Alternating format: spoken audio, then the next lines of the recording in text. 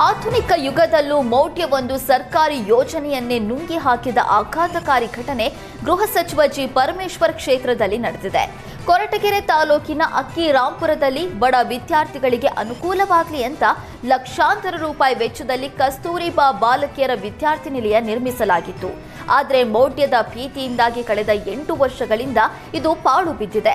ಗ್ರಾಮ ದೇವತೆಗೆ ಅಂಟು ಮುಂಟು ತಟ್ಟುತ್ತೆ ಅನ್ನುವ ಭಯಕ್ಕೆ ಪೋಷಕರು ತಮ್ಮ ಹೆಣ್ಣು ಮಕ್ಕಳನ್ನ ಹಾಸ್ಟೆಲ್ಗೆ ಕಳಿಸೋದಕ್ಕೆ ಹಿಂದೇಟು ಹಾಕ್ತಿದ್ದಾರೆ.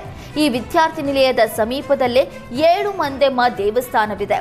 ದೇವಸ್ಥಾನದ ಆಸುಪಾಸಿನಲ್ಲಿ ಋತುಸ್ರಾವವಾದ ಹೆಣ್ಣು ಮಕ್ಕಳು ಸಂಚರಿಸಿದ್ರೆ ದೇವಸ್ಥಾನದ ಪಾವಿತ್ರ್ಯತೆಗೆ ಧಕ್ಕೆ ಬರುತ್ತೆ ಅನ್ನೋದು ಗ್ರಾಮಸ್ಥರ ಗಾಢ ನಂಬಿಕೆ. ಒಂದು ವೇಳೆ ನಿಯಮ ಮೀರಿ ಸಂಚರಿಸಿದ್ರೆ ದೇವಿ ಮುನಿಸ್ಕೊಳ್ತಾಳೆ ಮತ್ತು ಗ್ರಾಮಕ್ಕೆ ಅನಾಹುತ ಸಂಭವಿಸುತ್ತೆ ಅನ್ನುವ ಭಯದಿಂದಾಗಿ ಇಡೀ ಹಾಸ್ಟೆಲ್ ಈಗ ಭೂತ ಬಂಗಲೆಯಾದಂತಾಗಿದೆ.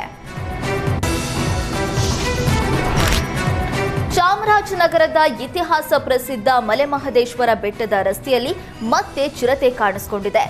ಆನೆ ತಲೆದಿಂಬ ಬಳಿ ಕಾಣಿಸಿಕೊಂಡ ಚಿರತೆಯ ವಿಡಿಯೋವನ್ನ ಭಕ್ತರೊಬ್ಬರು ಸೆರೆ ಹಿಡಿದಿದ್ದಾರೆ. ಕೆಲ ದಿನಗಳ ಹಿಂದಷ್ಟೇ ಪಾದಯಾತ್ರೆಗೆ ಹೋಗಿದ್ದ ಭಕ್ತನ ಚಿರತೆ ಬಲಿ ಪಡೆದಿತ್ತು. ಆ ಬಳಿಕ ಎಚ್ಚೆತ್ತುಕೊಂಡಿದ್ದಂಥ ಅರಣ್ಯ ಇಲಾಖೆ ಅಧಿಕಾರಿಗಳು ಭಕ್ತರ ಸುರಕ್ಷತೆ ದೃಷ್ಟಿಯಿಂದ ಹೆಜ್ಜೆ ಹೆಜ್ಜೆಗೂ ನಿಗಾ ವಹಿಸಿ ಬೋನು ಅಳವಡಿಸಿದ್ರು. ಬೋನು ಅಳವಡಿಸಿ ದಿನಗಳೇ ಕಳೆದರೂ ಚಿರತೆ ಸೆರೆಯಾಗಿಲ್ಲ. ಇದು ಭಕ್ತಾದಿಗಳಲ್ಲಿ ಮತ್ತಷ್ಟು ಆತಂಕ ಹುಟ್ಟಿಸಿದೆ. ರಾತ್ರಿ ವೇಳೆ ಯಾರೂ ಕೂಡ ದ್ವಿಚಕ್ರ ವಾಹನದಲ್ಲಿ ತೆರಳದಂತೆ ಮನವಿ ಮಾಡಿದ್ದಾರೆ.